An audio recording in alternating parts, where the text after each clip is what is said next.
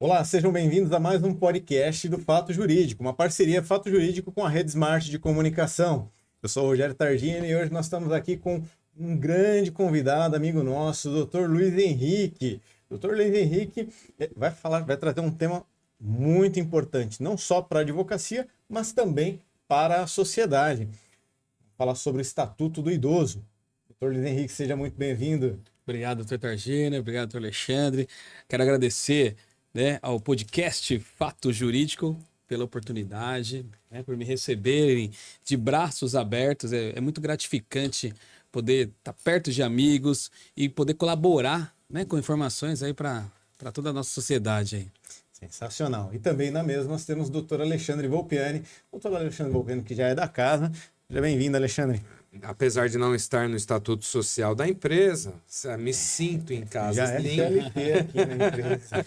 Me sinto em casa, sim. Legal. É muito bacana estar na presença de vocês, meus amigos. Doutor Luiz, que hoje vai trazer um tema tão importante, tão necessário, né? Tanto para a advocacia quanto para o cidadão que nos acompanha aí. Com certeza será muito proveitoso. Muito obrigado por estar conosco, doutor Luiz. Eu que agradeço. Muito bem. Doutor Luiz, para iniciar a nossa conversa aqui, o senhor que já participou de comissões aí da ordem voltada para a questão do idoso, contextualiza para a gente o tema Estatuto do Idoso e o tema do idoso que o senhor vai trazer para a gente, por gentileza. Olha, doutor Targina, doutor Alexandre, é um tema que eu amo de paixão, né? Estatuto do Idoso, eu sempre gostei de atuar e defender os direitos dos idosos, né? E na época, né, eu fiz parte da comissão do idoso da OAB de 2009 até 2016. E aí, por questões profissionais, acabei me afastando da comissão. Mas eu lembro quando eu entrei em 2009 na comissão do direito do idoso, foi em homenagem à minha avó. Minha avó na época era viva ainda, né? E eu gostaria, né? Meu pensamento era sempre, eu tinha a pretensão de que todos os idosos da nossa cidade, do nosso estado, do nosso país, fossem tratados como eu tratava a minha avó. Com muito carinho, com muita atenção, com muito amor, né? E por isso eu acabei encampando, né, esse trabalho aí de defesa dos idosos, né? E confesso para vocês, foi uma experiência que eu vou levar para o resto da minha vida. Poder participar, poder atuar, né?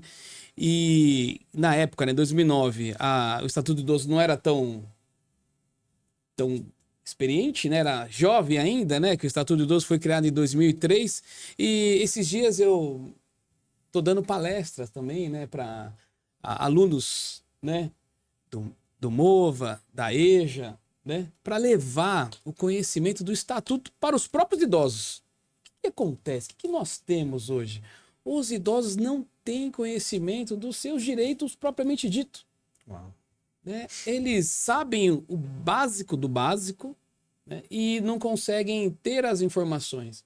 E o nosso papel como técnico jurídico, né, como colaborador da aplicação da lei, é justamente levarmos, né, as leis que são importantes e relevantes para a nossa sociedade.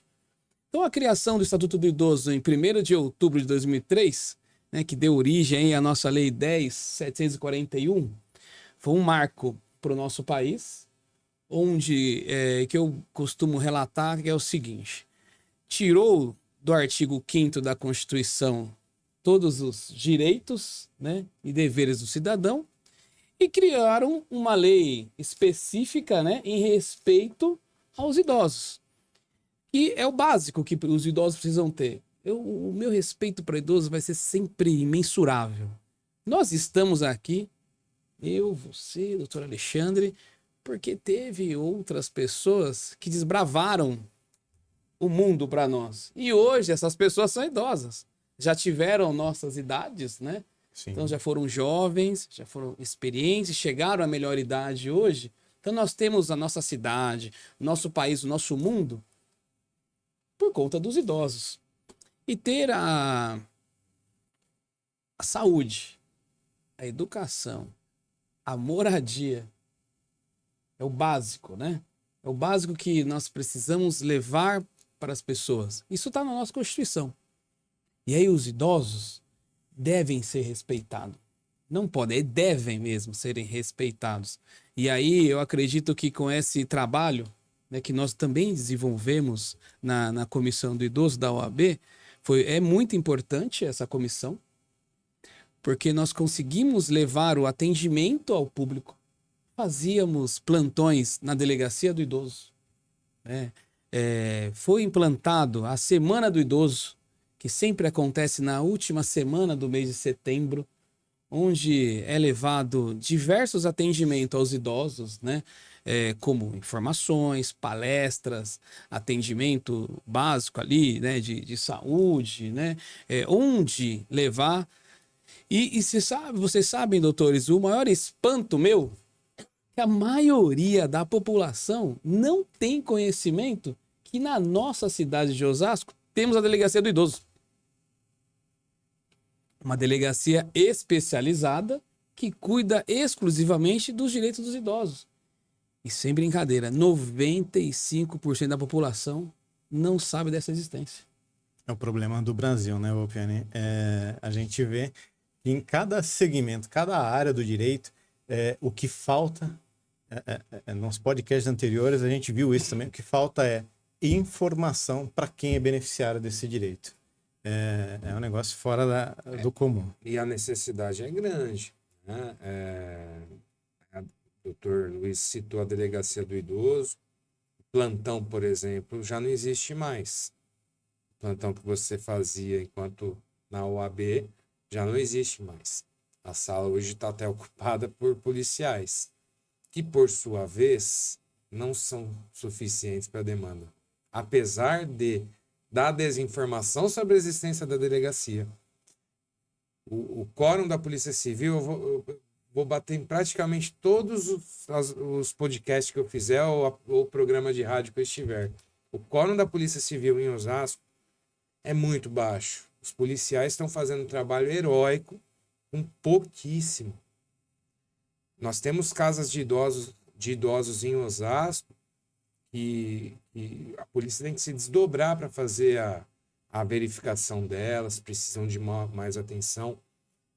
Além das casas de idosos, nós temos muitas situações que ocorrem dentro dos lares, que tem idosos, que infelizmente chega um dia que esse idoso passa a ser um estorvo para a família. Porque ele não consegue mais se cuidar sozinho, ele não consegue mais administrar a própria vida civil, ele não é mais independente, ele é dependente dos familiares, normalmente dos filhos, quando não de netos, porque os filhos já largaram de mão. E tudo isso envolve o que o Dr. Luiz vai falar daqui para frente, que é questão de abandono, de maus tratos, que vão parar na delegacia de polícia, que não está muito bem estruturada por falta de efetivo. Não porque os policiais são ruins. Eu conheço a Gisele, que é escrivã. O delegado lá deve estar... Não me recordo, mas é um delegado antigo muito bom. Tá o Eduardo, tá o Washington até. Policiais ótimos. Mas são poucos, tá? Para a demanda. E a demanda não deveria ser só o receber a denúncia, o problema, mas sim atrás também fazer o preventivo, as inspeções que são necessárias, as constatações, e isso está faltando bastante. Doutor Luiz, depois que o senhor... eu acompanhei esse período do senhor ali na comissão do idoso, inclusive mandar uma lembrança aqui para a doutora Maria Helena, uma querida nossa ali, né? Ela esteve também nessa comissão com o senhor. Mas as ações da ordem, aparentemente... perderam um pouco a força, enquanto OAB. Eu estou falando, o meu sentimento não é a opinião do Dr. Luiz, eu estou passando aqui. Agora, o que eu estou percebendo nós estamos numa bola de neve, porque a falta de informação para os idosos, ou seja, a maior parte não sabe que tem direitos. Por outro lado, eles não se socorrem de delegacias do idoso para de gerar dados estatísticos, parando de gerar dados estatísticos, eles olham o Wolpiane e falam, não, desativa isso aí porque não se usa. E aí realocam esses policiais para outras áreas que não de atendimento ao idoso. E esse ciclo não vai acabar. Por quê?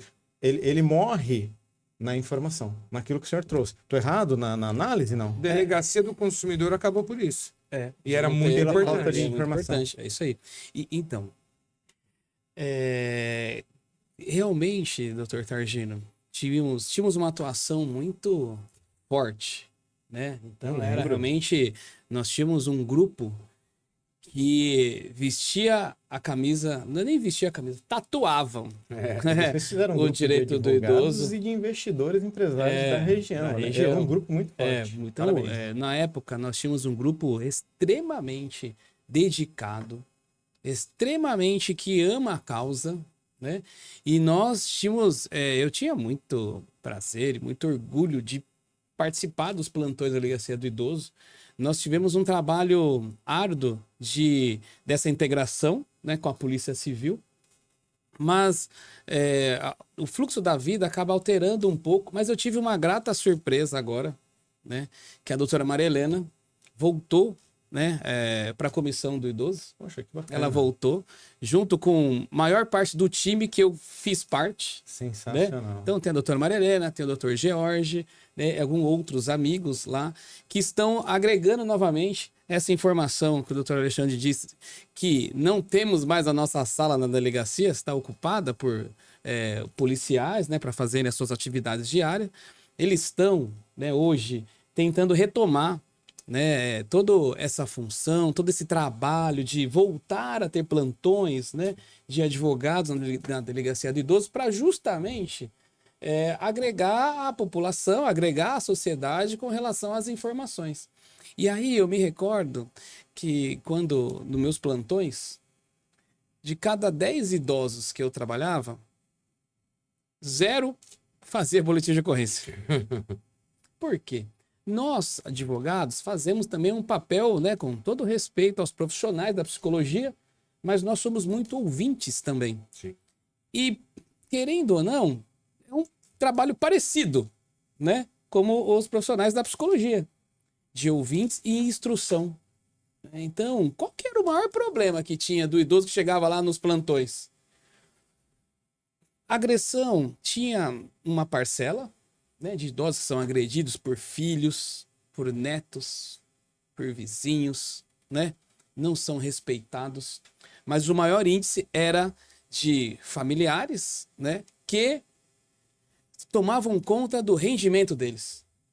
Tomava conta do cartão, da sua aposentadoria, da sua pensão, foi suada, né, para chegar lá a ser beneficiário do INSS. Não é fácil, a gente sabe disso.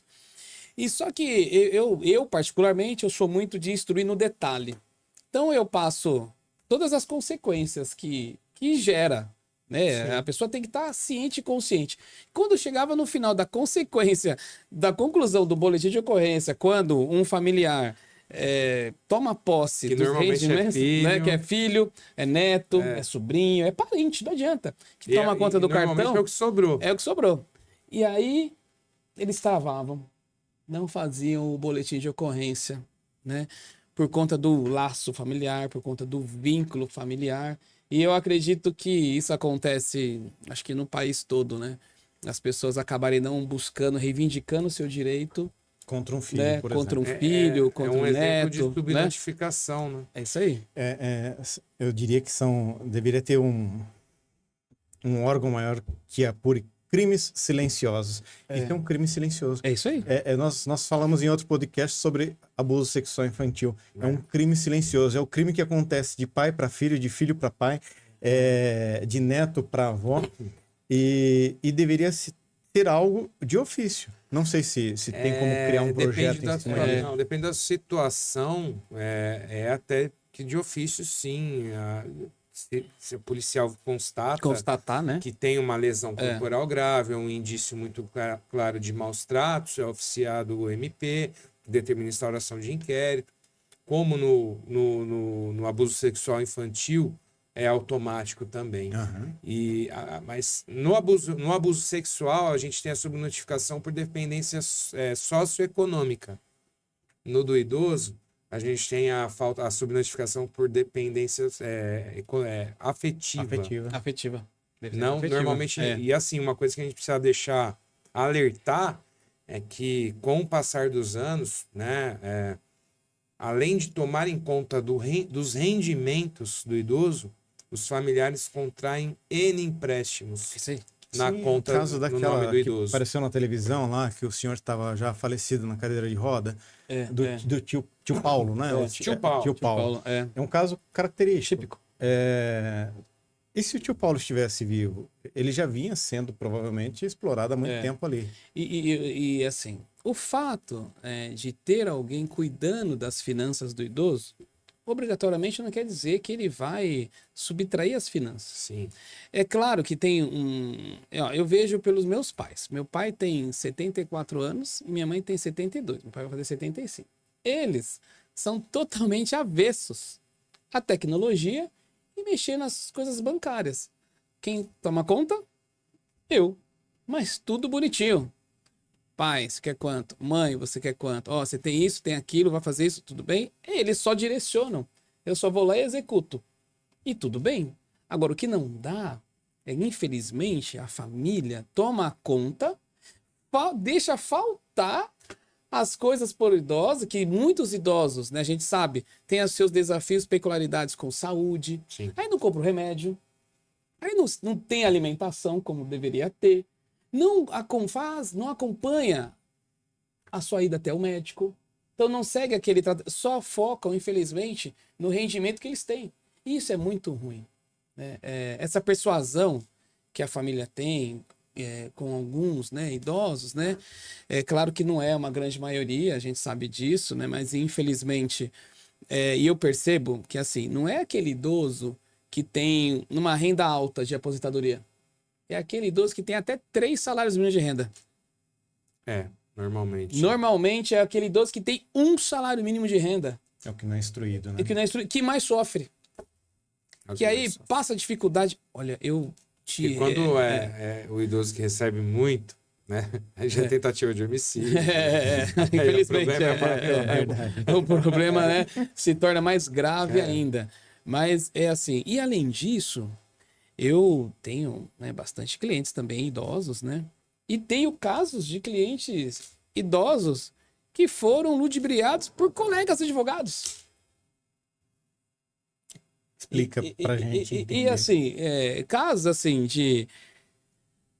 Teve o êxito na sua demanda, ganhou a demanda e não foi repassado o valor que o idoso teria o direito a receber. Né? Começa a fazer aquelas contabilidades absurdas na prestação de contas. Quando vai ver, 90% pro colega e 10% pro idoso. Isso é muito ruim, e assim... E eu tive um caso desse no escritório. Eu não gosto de pegar casos contra colegas advogados, né? Por questão de ética, tudo, mas tem casos que não tem como. E olha que esse caso específico eu tentei, liguei amigável, conversar, né, com a outra colega, tal. Não teve jeito. Tive que entrar com uma execução para cobrar. Deu certo agora recente. E um processo que durou quase 10 anos. Não, a cliente já demorou para receber a demanda dela. E depois demorou para receber da advogada. Imagina. Né? E é ruim isso, né? Porque assim, nós, quando pegamos a nossa carteira da OAB, fazemos o juramento. Né? Quando acabamos a faculdade, fazemos o juramento. Sim. Né? E eu acho que o juramento é muito sério. A gente tem que respeitar. Né? Então, e aí isso me dá muito gás para eu poder levar informação, para eu poder instruir a população dos direitos. Da mesma maneira, recentemente também eu fiz algumas palestras sobre a Lei Maria da Penha. Né? Hoje nós temos a Delegacia Especializada da Mulher, é do mesmo nível a Delegacia Especializada do Idoso. Infelizmente, né, a Delegacia da Mulher ela é popular hoje devido ao grande número, né, de abusos, de violência contra a mulher. Que aparece. Que aparece. Porque tem o mesmo número. Tem o mesmo número.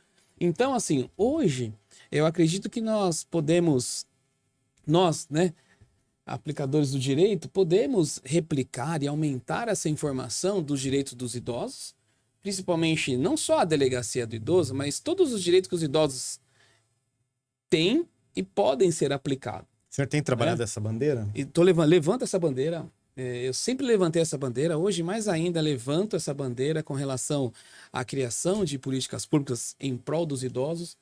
A nossa cidade fornece, né, muitas atividades boas, produtivas para os idosos, que também não têm conhecimento de tudo, falta informação. E a gente sabe que hoje nós somos muito tecnológicos, né? Sim. Então, tudo aqui no celular, na mão, rapidinho. E a maioria dos idosos, não sei, eu vejo pelo meu pai e minha mãe. Eles não gostam de Instagram, de Facebook, de TikTok, essas coisas, de WhatsApp. Meu pai nem tem WhatsApp. E quando pega o celular, Volpiane, eles caem no golpe. É isso aí. E Eles cai no não- golpe. eles não mexem com tecnologia. Quando Mexe, mexe, cai no golpe. entra no golpe. Os meus pais já Absurdo, cara. próximos dos 70, eles já têm facilidade. Meu pai trabalha até hoje. Então. 68, Sensacional. Novo, né? mas trabalha, ele usa internet, ele é antenadão. Mas a maioria não é. A maioria não é. maioria Então, não é. assim, e tem um impacto muito grande, por exemplo, né? A partir de qual idade tem direito, né? Sim.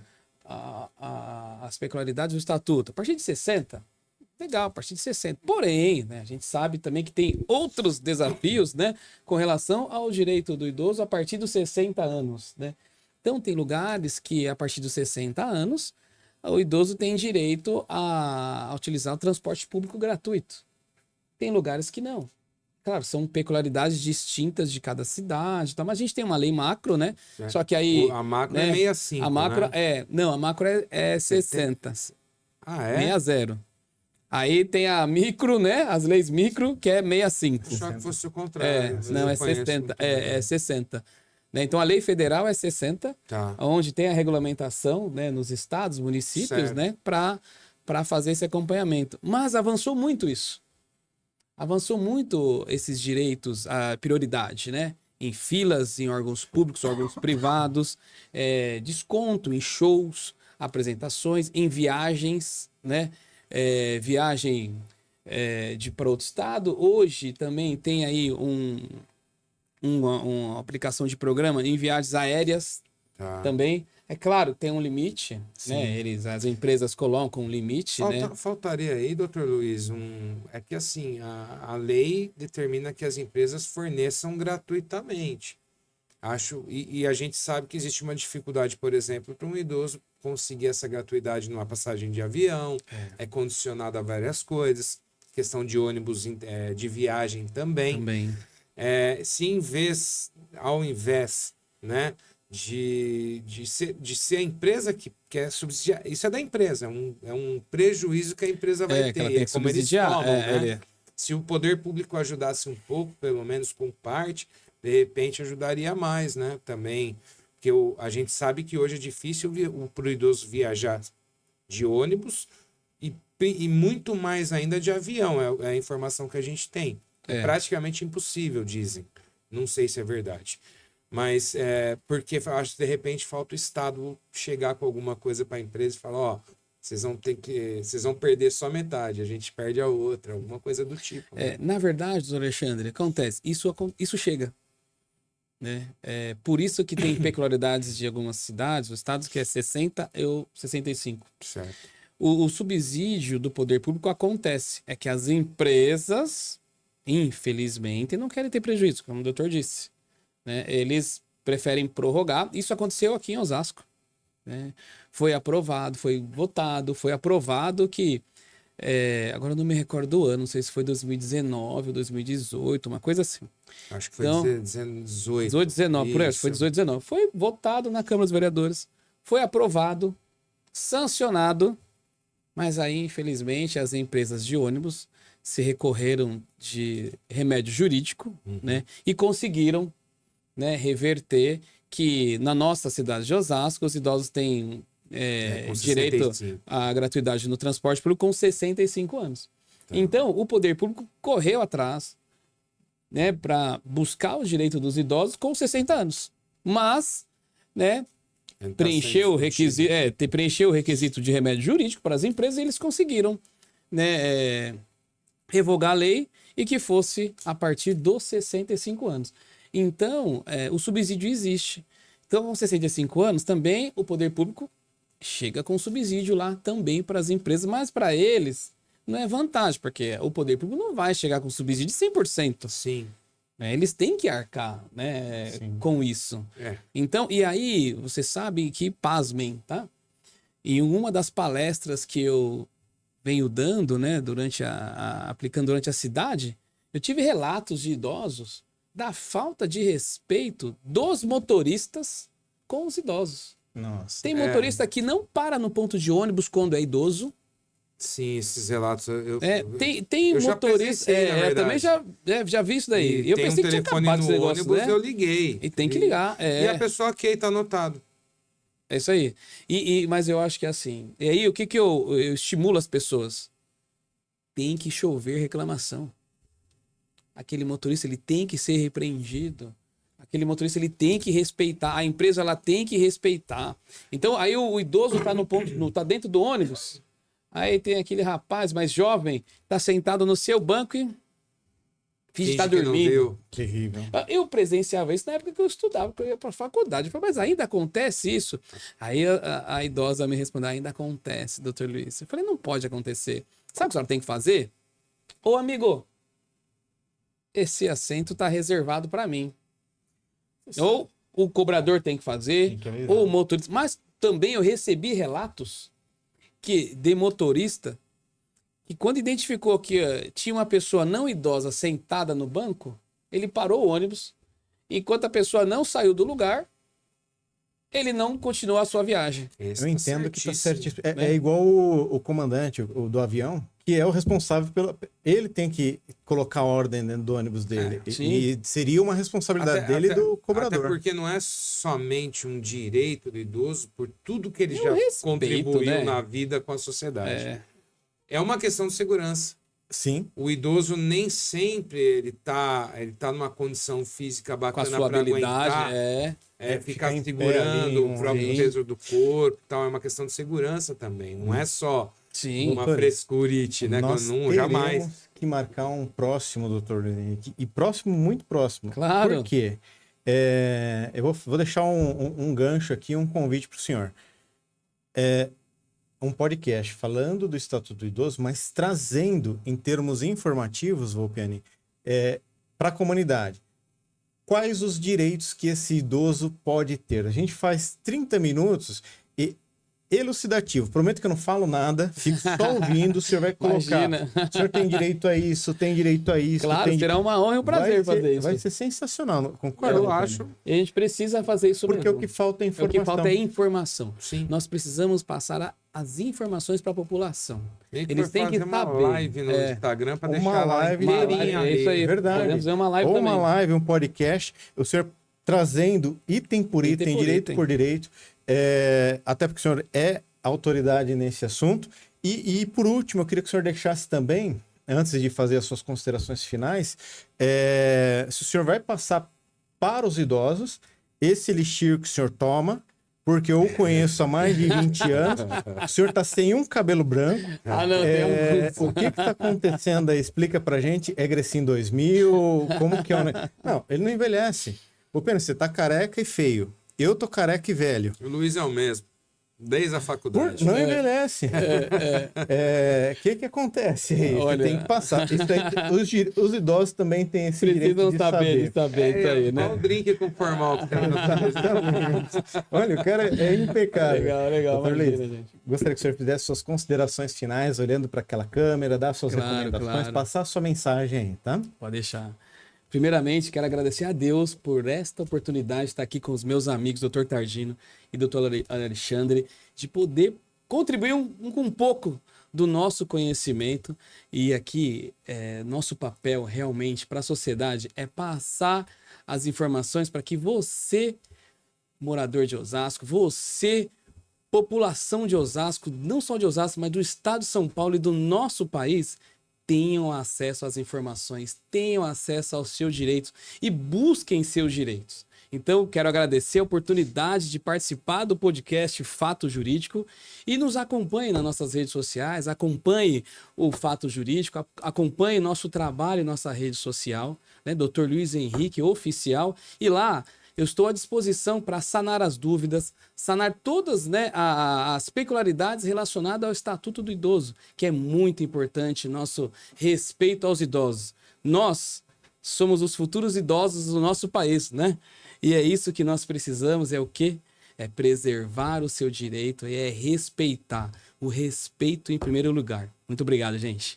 Muito obrigado, doutor Luiz. Também, Volpiani, suas considerações. Ah, mas só um adendo. Claro. Né? O doutor Targino quer saber qual que é a receita, né? De ficar jovem, de manter a mesma, né? A mesma aparência. Mas não tem receita. A gente precisa cuidar da saúde, fazendo exercício físico, nos alimentando corretamente e, principalmente, com muito amor no coração. Sensacional. Muito sorriso, que o doutor está sempre sorrindo. Sempre. Volpiani. Eu nunca vi o doutor Luiz Henrique chateado, ele pode até estar, mas ele está sempre transmitindo para a gente felicidade e alegria. É inacreditável que esse cara é legal, é bacana, é agradável estar com ele. Muito obrigado por estar conosco. Eu agradeço, doutor. O Targino, mais um pod sensacional. Muito obrigado a todos que estiveram conosco, assistindo, e espero que seja o primeiro de muitos. Muito obrigado. Sensacional. Quero agradecer a todos vocês que acompanham o Fato Jurídico. Sigam a gente nas redes sociais. Siga o Dr. Luiz, eu sigo ele lá também. Vejo as postagens dele sobre esse tema, é muito importante. E já deixamos aqui o gancho, né? Vamos acompanhando, porque certamente vai ter um próximo trazendo direitos por direito com o Dr. Luiz Henrique aqui à frente desse podcast. Um grande abraço a todos e fiquem com Deus.